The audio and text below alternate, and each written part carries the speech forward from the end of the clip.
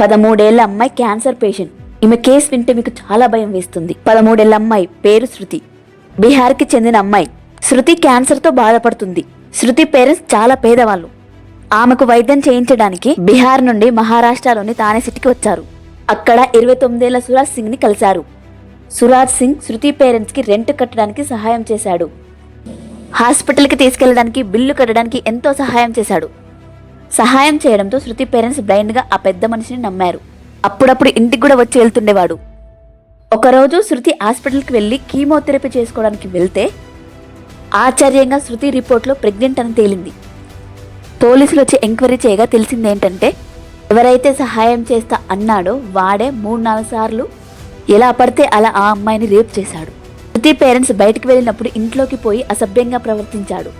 13 ఏళ్ల చిన్న అమ్మాయి క్యాన్సర్ పేషెంట్ అయినా సరే అలా చేయడానికి వాడు సిగ్గు అనిపించలేదో ఏమో.